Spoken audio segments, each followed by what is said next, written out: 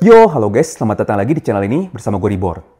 Karena kebijakan baru dari YouTube, atau aturan baru dari YouTube, khususnya aturan bulan Juli ini ya, maka kedepannya semua video panjang, alias semua video yang ngebahas tentang novel, bakalan kita selipin sedikit pembahasan omon-omon kayak gini ya. Alias konten yang nggak penting-penting banget ya di awal video. Tujuannya apa? Tujuannya supaya videonya tidak dianggap spam. Karena konten novel itu riskan ya. Mengingat biasanya kalau kita bahas novel, maka satu panel atau dua panel itu bakalan dipakai buat looping. Alias, satu gambar itu kita pakai buat pembahasan 2 menit sampai 3 menit ya. Jadi gambarnya itu doang, di looping. Naik, turun, kanan, kiri. Jadi karena kayak gitu udah diperketat, maka kita akalin dengan video kayak gini. Tujuannya apa? Tujuannya buat menambahkan nilai ke dalam konten yang kalian tonton. Ya, walaupun buat sebagian penonton itu nggak ada nilainya ya, atau bahkan nggak penting. Tapi buat YouTube, buat sistem YouTube itu bernilai. Karena apa? Karena alur cerita novel itu buatan orang lain. Cerita novel itu bukan buatan kita cuy. Kita cuma merangkum doang. Sedangkan novelnya sendiri ada hak ciptanya. Ada yang punya. Oleh karena itu, YouTube meminta kita untuk menambahkan opini ke dalam sebuah video. Nah, ini adalah salah satu cara buat menambahkan opini ke dalam video itu. Intinya cuy, cara ini kita pakai buat menambahkan nilai ke dalam video yang kalian tonton. Bukan buat kalian, tapi buat sistem dari YouTube supaya tidak mendeteksi bahwa ini adalah konten berulang. Nah, segitu aja ya, sesi omon-omon pertama kita ini. Pokoknya di video kedepannya, kalian bakalan sering ngeliat sesi-sesi kayak gini ya, sesi nggak penting dan boleh kalian skip. Ini cuma buat YouTube doang, bukan buat kalian. Jadi kalau kalian nggak suka, boleh kalian skip. Dan topiknya bisa macam-macam cuy. Bisa aja ngomongin anime yang bakal kita bahas, ngomongin novel, atau ngomongin cerita lain ya. Bahkan ngomongin masak-masak juga boleh. Pokoknya random topik ya. Yang penting kita menambahkan nilai ke dalam video. Itu aja cuy. Buat cerita dari video ini kurang lebih masih sama kayak kemarin ya. Jadi ceritanya tentang pembangunan negara dari Minogra. Selebihnya bisa kalian tonton di video ya, video lengkapnya. Tapi kurang lebih setelah si Takuto sudah masuk ke dalam isekai ini dan sudah mendirikan negara Minogra di dalam dunia baru ini, maka dia bakalan ciptain sistem negara di dalam dunia baru. Mulai dari sistem makanan, sistem perumahan, sistem apalah, pokoknya macam-macam ada di video ini lengkap ya. Nah, gitu aja cuy basa-basinya. Terima kasih banyak yang udah nonton video ini, dan selamat menonton video lengkapnya.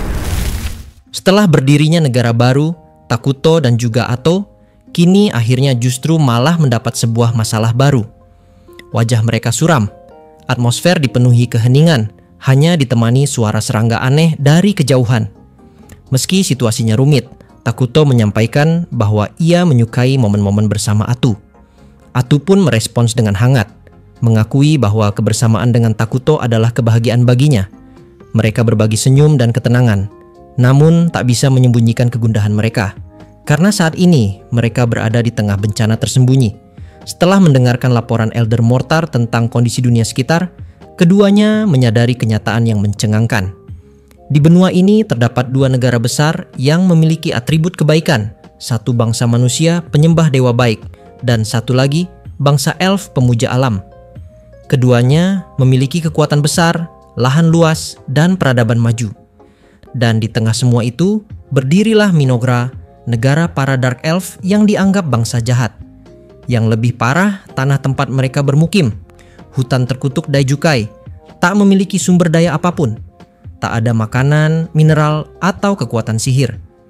Dalam permainan pun, wilayah seperti ini akan ditandai sebagai zona nol produktivitas, alias benar-benar tempat terbuang. Takuto dan Ato berguling-guling di atas rerumputan sambil meratapi nasib, bahkan sempat bercanda untuk reset peta, mirip seperti di game sebelumnya. Namun tak ada pilihan lain, Dark Elf kini adalah rakyat mereka, dan memiliki ras non-manusia sebagai warga negara sejak awal bisa saja menjadi aset besar. Takuto yang mulai memantau aktivitas rakyatnya mendapatkan banyak laporan dari Elder Mortar yang kembali datang di pagi hari. Bersamanya hadir kepala prajurit Gia dan ajudannya, Emul, seorang bertubuh ramping berkacamata yang dikenal ahli dalam intelijen dan pengetahuan geopolitik. Mereka menyampaikan laporan dengan penuh hormat, tapi Takuto merasa tak nyaman melihat sikap yang terlalu kaku. Sebagai orang biasa, ia tidak terbiasa dihormati seperti dewa. Maka, Ato mengambil alih dan menyampaikan bahwa Takuto lebih menyukai sikap santai dan penuh rasa hormat, bukan formalitas kosong. Bagi Dark Elf, ini adalah guncangan besar. Tapi, bila raja mereka berkata demikian, maka tentu bukan Takuto yang salah, melainkan keyakinan lama mereka yang harus diubah. Sebelum melanjutkan penjelasan tentang dunia, Takuto mengumumkan kebijakan negara pertama mereka. Elder Mortar diangkat menjadi penanggung jawab administrasi negara dan sihir, sedangkan Gia akan memimpin barisan prajurit.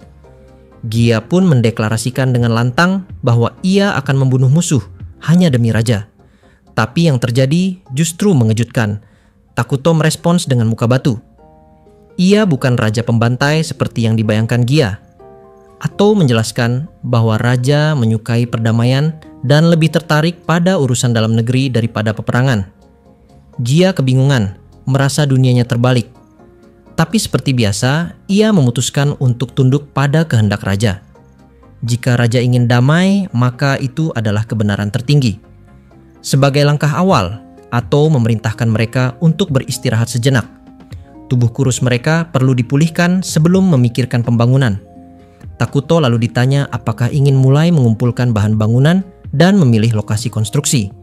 Dalam pikirannya, ia mulai mempertimbangkan karakteristik ras Dark Elf. Ia tiba-tiba mendapat ide, bagaimana jika mereka bisa membangun tanpa menebang hutan. Ia bertanya kepada Elder Mortar apakah memungkinkan membangun fasilitas tanpa merusak alam. Mortar menjawab bahwa meski tidak sekuat elf dari ras cahaya, Dark Elf tetap menganggap hutan sebagai rumah. Mereka lebih menyukai struktur udara yang menyatu dengan pepohonan besar daripada membangun di tanah kosong. Takuto sangat senang mendengarnya. Bonus dari hutan sangat besar, terutama dalam hal sanitasi dan pertumbuhan populasi. Ia pun memerintahkan mereka untuk mengumpulkan kayu dan bahan lain secukupnya, tanpa merusak lingkungan secara berlebihan. Ia bahkan menyebutkan satu istilah, yaitu penanaman hutan kembali atau reboisasi. Semua yang hadir merasa terangkat semangatnya hanya karena satu kalimat pendek dari sang raja. Mereka pikir itu adalah kalimat mantra keberuntungan. Namun Gia, dalam kebingungannya yang polos, akhirnya memberanikan diri bertanya dengan ragu. Maaf, apa sebenarnya arti reboisasi itu? Atau hanya bisa terpana? Sekali lagi, kepala prajurit Gia berhasil menghancurkan suasana yang serius hanya dengan kepolosannya. Ketika Gia dengan jujur bertanya tentang teknologi reboisasi atau penghijauan kembali, ia melakukannya tanpa rasa malu, karena tahu bahwa menyembunyikan ketidaktahuan hanya akan membawa kehancuran. Namun, respons dari Takuto tak terduga. Sang raja mendadak terdiam, tubuh legamnya bergoyang perlahan, jelas terguncang oleh pertanyaan itu. Takuto pun melemparkan pertanyaan pada semua yang hadir. Adakah yang tahu apa itu afforestation? Bahkan Elder Mortar dan Emul, dua tokoh terpelajar, hanya menggeleng. Mereka tidak mengenal istilah itu. Ketika Takuto menyebut teknologi magis dari game Eternal Nations, contohnya seperti sihir 6 elemen, senjata melayang, sihir tingkat militer, dan pemanggilan dimensi, para Dark Elf pun sekarang hanya memandang bingung. Bagi mereka, semuanya terdengar seperti dongeng. Bahkan Mortar yang merupakan tetua desa dari bangsa Dark Elf, dia pun hanya bisa menguasai sihir dasar dari 4 aliran saja. Atu mencoba memahami kekuatan sihir yang dimiliki para Dark Elf, dan dari penjelasan Emul, jelas bahwa mereka hanya memakai penyihir untuk penyembuhan di garis belakang, tanpa struktur militer magis. Atu pun menyimpulkan, dunia ini sangat tertinggal dalam pengembangan sihir. Takuto lalu menjelaskan bahwa afforestation adalah teknologi dalam Eternal Nations yang memungkinkan pertumbuhan hutan secara magis dan cepat, sebagai hasil gabungan dari sihir dan pertanian. Seharusnya teknologi ini bisa dipahami, setidaknya dari segi konsep. Tapi kenyataannya, dunia ini bahkan belum sampai pada tahap itu, atau mengakui bahwa sihir di dunia ini jauh tertinggal dari ekspektasi Takuto. Tapi justru karena itu, ada peluang besar. Jika Minogra bisa memajukan teknologi sihir lebih cepat dari bangsa lain, maka kekuatan dominan pun bisa mereka raih. Diskusi kembali pada pertanyaan dasar, apa itu afforestation? Atu pun menjelaskan bahwa itu adalah proses penghijauan kembali lahan yang telah dibersihkan demi menjaga vegetasi dan sumber daya kayu, serta menjaga lingkungan secara keseluruhan. Elder Mortar memahami maknanya. Dalam kondisi biasa, hutan ditebang demi lahan pertanian. Tapi jika pohon bisa ditumbuhkan lewat sihir, maka penghijauan bisa jadi investasi jangka panjang. Ia melihat bahwa Raja Takuto, meski berasal dari dunia lain, memiliki visi luar biasa. Lalu muncul pertanyaan baru, dari mana semua pengetahuan ini berasal? Dengan bangga, Atau menyatakan bahwa semua berasal dari Dewa Agung mereka, Sang Raja Ira Takuto. Tentu saja Takuto sendiri langsung panik dan hendak membantah, tapi tak mampu berkata apa-apa. Atau terus mengumbar pujian, bahkan mengklaim bahwa Takutolah yang menemukan penyebab wabah di kerajaan suci Qualia, bukan kutukan iblis, melainkan ledakan populasi tikus akibat pembasmian kucing. Takuto hanya bisa menahan rasa malu. Ia tahu kebenaran itu berasal dari ilmu pengetahuan dunia asalnya, bukan dari dirinya semata. Atau melanjutkan dengan menyebut bakteri sebagai makhluk kecil tak terlihat yang bisa membuat manusia sakit, dan bahwa pengobatan butuh pendekatan ilmiah, bukan sekadar darah atau doa. Semua ini dikaitkan dengan pengetahuan sang raja. Takuto mencoba tetap tenang meski terus-menerus disanjung secara berlebihan. Saat Emul menyebut telah menanam biji anggur dari buah pemberian Takuto, atau justru marah karena Emul bertindak tanpa izin raja. Tapi Takuto sendiri terpaku pada satu hal, biji dari dunia modern bisa tumbuh di dunia ini. Itu berarti makanan dari dunia lamanya bisa dibudidayakan di sini. Dan jika makanan bisa diciptakan, sumber daya pun bisa dikembangkan. Takuto mencoba sesuatu. Ia membuka telapak tangannya dan dalam sekejap sebuah kaleng aluminium muncul. Bukti nyata bahwa ia bisa menciptakan material modern dengan kekuatan sihirnya. Dari sana pikirannya berpacu. Jika ia bisa menciptakan logam seperti aluminium dan besi, atau bahkan bahan pupuk seperti fosfat, maka ia bisa membangun fondasi industri dan teknologi dari nol. Bahkan produksi mesiu dan senjata pun bisa jadi nyata. Kuncinya hanyalah satu, energi sihir dalam jumlah besar. Namun sebagai raja dan pusat kekuatan negara ini, Takuto tak menganggapnya masalah. Ia langsung mulai merancang strategi pembangunan untuk Minogra. Intinya, Takuto membuat kesimpulan seperti ini. Pertama, ia bisa menciptakan sumber daya tanpa perlu berebut seperti di dunia manusia. Kedua, ia bisa membangun kekuatan militer jauh lebih awal. Ketiga, ia bisa memperkuat ekonomi dan pertanian lewat bioteknologi dunia modern. Dan yang keempat, ia bisa membuat segala sesuatu hanya dengan magical power. Dengan begitu, maka negara ini bisa berkembang tanpa batas. Takuto tersenyum kecil, atau yang melihat itu ikut tersenyum penuh makna. Emul yang tadi ketakutan karena menanam benih, kini diberi pujian. Tidak apa-apa, justru kau telah berbuat sangat baik. Takuto tidak hanya memiliki kekuatan dan kekuasaan, tapi sekarang juga arah dan visi. Ia bukan sekadar raja dari dunia lain. Ia adalah arsitek dari masa depan Minogra. Singkat cerita, cerita dari Elder Mortar sekarang kembali dilanjutkan. Kali ini dia mulai bercerita lagi tentang kondisi dari dunia mereka. Benua Hydragia adalah daratan berbentuk lingkaran terbentang dari utara ke selatan. Di bagian selatan terdapat wilayah liar dan belum berkembang, hutan lebat seperti Daijukai dan negeri-negeri barbar yang masih tertinggal. Sementara itu, di utara hanya ada dua kekuatan besar, Kerajaan Suci Qualia yang dipimpin manusia, dan Federasi Elnar yang dikuasai kaum elf. Meski berbeda ras, kedua negara utara menikmati kemakmuran. Dan salah satu alasan utama kekuatan mereka adalah Seijo, para wanita suci yang merupakan senjata pamungkas dalam peperangan. Di Provinsi Utara Qualia, wilayah terpencil yang diselimuti salju, seorang gadis muda berdiri sendirian di tengah badai. Ia adalah Soarena, atau bisa juga disebut Solina. Dia adalah Seijo atau Sain, yang dikenal dengan gelar bunga pemakaman. Dia adalah salah satu Seijo dari 7 orang suci penyelamat benua. Ketika ribuan Snow Goblin menyerbu desa-desa di utara, Seijo Solina maju seorang diri. Dengan hanya satu anggukan dan sebuah doa, ia mengangkat tangannya dan seketika neraka api turun dari langit. Dalam sekejap, ribuan goblin dan seluruh daratan di sekitarnya hangus terbakar. Tak tersisa apapun kecuali abu dan bunga-bunga yang kemudian bermekaran dari tanah hitam, seolah menggelar upacara pemakaman.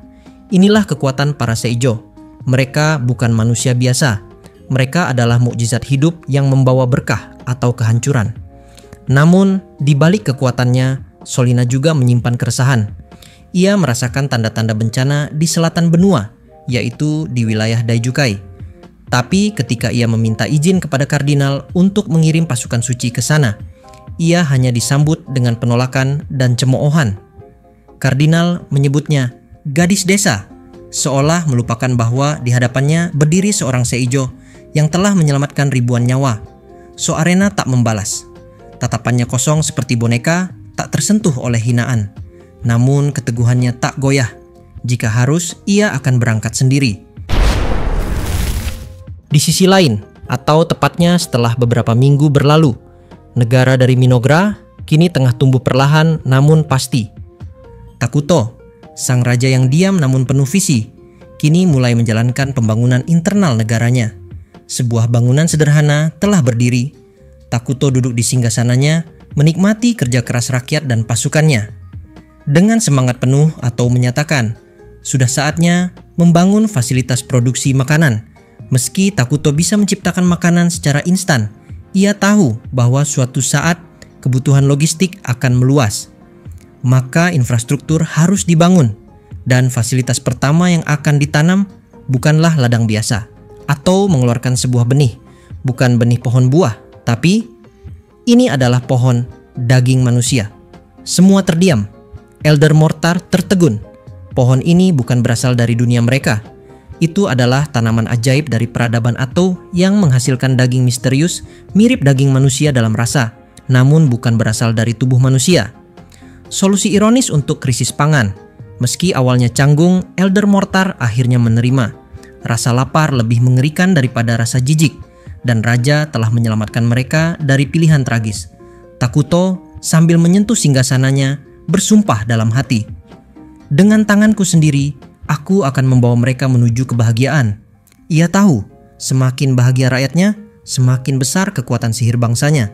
Dan dengan kekuatan itu, Takuto akan membangun negeri yang tak tertandingi. Oh iya, sebenarnya pohon daging ini bukan sepenuhnya buat dimakan ya. Itu cuma salah satu material yang dibutuhkan oleh Takuto untuk dapat membuat ritual pemanggilan alias summon hero. Ingat cuy, Takuto berasal dari Minogra.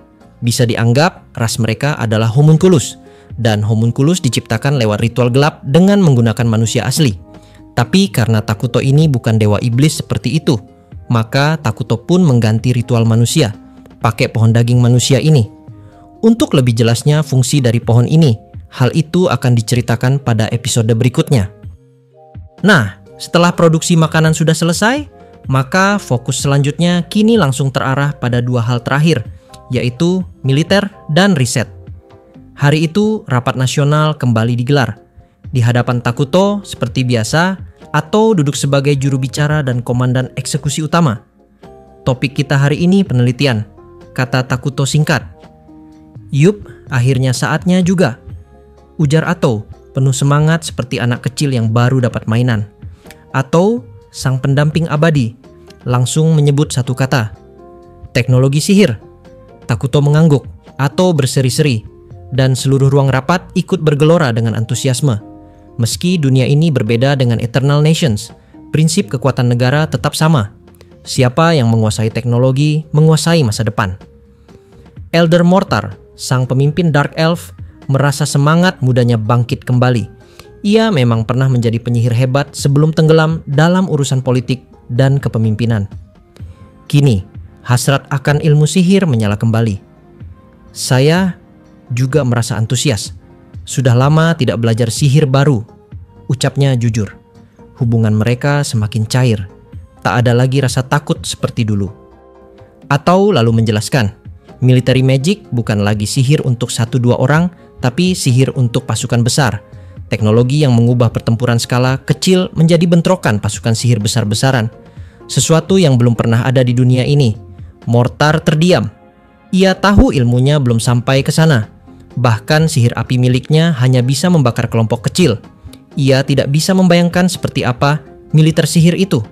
Tapi keingintahuannya tak bisa dibendung. Pilih beberapa pengguna sihir terbaik dari rakyat kita. Biarkan mereka jadi peneliti, kata Atau. Buatkan juga fasilitas penelitian. Siap, aku akan langsung bergerak, jawab Mortar. Kemudian, setelah urusan fasilitas dan juga penelitian soal kekuatan sihir tingkat lanjut sudah ditentukan, maka Takuto pun langsung tersenyum sambil berkata seperti ini kepada mereka. Baiklah, selanjutnya tahap ketiga, yaitu rencana untuk meningkatkan kekuatan militer dari Minogra. Jadi, aku akan membuat atau menciptakan hero baru. Mendengar ucapan itu dari Takuto, Gia yang ada di samping dari Mortar kini akhirnya langsung bertanya, "Nyonya Ato, apa yang dimaksud dengan Hiro?" Ato pun langsung menjelaskan, Hiro adalah pelayan dari raja yang memiliki kekuatan yang sangatlah luar biasa besar. Mereka adalah monster gila yang sangat sulit sekali untuk bisa diatur. Tapi meskipun begitu, Hiro memiliki kemampuan untuk dapat terus meningkatkan kekuatan mereka seiring berjalannya waktu. Tapi masalahnya, Hiro adalah unit yang sangatlah sulit untuk disummon. Karena untuk summon satu hero, dibutuhkan sumber daya yang sangat besar dan juga dibutuhkan kapasitas mana yang sangatlah luar biasa banyak. Jadi, dengan kekuatan negara kita sekarang, Takuto-sama pun hanya bisa mensummon satu orang hero lagi saja. Nah, di momen itulah, Takuto pun kini otomatis langsung menambahkan, "Benar, kekuatan dari satu orang hero setara dengan satu pasukan penuh kerajaan. Aku sebenarnya ingin membuat pasukan perang normal seperti kalian. Tapi masalahnya, mengelola pasukan dalam jumlah besar sekarang sangat sulit. Kita tidak punya makanan yang cukup. Mana dan kebutuhan lain juga terbatas. Jadi daripada repot mengelola 1.000 orang pasukan yang memiliki kebutuhan berbeda, maka lebih baik kita menggunakan satu orang hero tambahan untuk dapat menangani urusan militer. Setidaknya itulah yang dapat aku lakukan dengan kekuatanku sekarang."